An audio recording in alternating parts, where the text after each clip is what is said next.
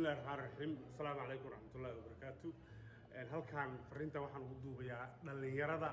reer Istanbul ama reer Turki baan dhahay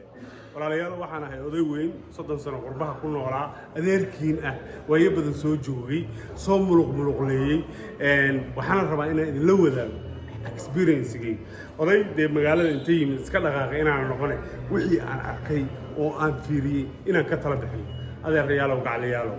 fursad baad haysataan qaarkiin dhul baa loo soo xaraashay qaarkiin xoolo nool baa loo soo xaraashay fursadda ka faa'iideysta wax barta masaajidka ku xirma wadankan iyo dadkan idin soo dhaweeyana idinkuna si fiican ula dhaqma kuwa soo socdo ama dhaqaatiir u imaan doona ama caafimaad u imaan doona ama waxbarasho u imaan doonana laynka ha ka qarxinina because ogow nin walba oo dhalinyarahu waxaa tahay ambassadorkii Soomaaliya u fadhiyay waana la wanaajiyay albaabadana loo furay laakiin waxa aan ku arkay Yusuf Basha iyo Kaaska Raaymi ee meesha degaataan iyo muluqda iyo dhalinyarada sideed u socoto iyo qaylada iyo wiishashka la wada fuulayo iyo balwadaha la sheegay nin Soomaaliya inta la soo dhoofiyay qabri magaalada dhexdeeda Turkiga laftigooda soo fiirnay waa ceeb weeye adeerayaalow wadadaas meesha ku dhamaata waa la yaqaanaa qurbaha waxa jooga kuwa waashay qurbaha waxa jooga kuwa la guursaday oo rag ah qurbaha waxa jooga kuwa carruurtooda saagay qurbaha waxa jooga kuwa xabsi ku jira kuwa la basaafray wadadaas meesha ay ku dhamaato waa la yaqaanaa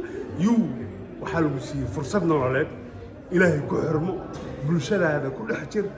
dadka aad la dhaqaysa habdhaqan wanaagsan qashinka aad meelaha ku tuuraysaan iyo qaylada iyo safafka suga oo baygareeya wadanka sharcigiisa nidaam buu leeyahay hal tusaalena waxa idinku filan hal tusaale dadnimada iyo dowladnimada hal tusaale waxa idinku filan makhaayadihii aad idinku furateen oo aad idinku lacagtiina gashateen baa sharciga Turkiga wadanku wuxuu idin leeyahay ilaa aad 5 qof oo Turkish shaqo siisid hal qof oo Soomaaliya shaqo ma siin karto bal 10 kaas u fiirsan 5 qof oo Soomaaliya makhaayadda Soomaaliya leedahay ilaa uu shaqo siiyo kadib baa qof Soomaaliya shaqo la siin kara hadii kale laysanka lama siinayo waa dad saas isugu tashaday idinkuna intaad dhex yaacdaa inaad khamri ku dhex cabtaan oo iyo suugalka gaabsaan saa u socotaan adeerayaal ayar socdo dantiina karta waana oday Soomaaliyeed baa haddaan dhacanaanta idinku fogaaday oday adeerkiina dhacanaanta u qaata wanaagiina jecelahay salaamu calaykum waraxmatullaahi wabarakaatuh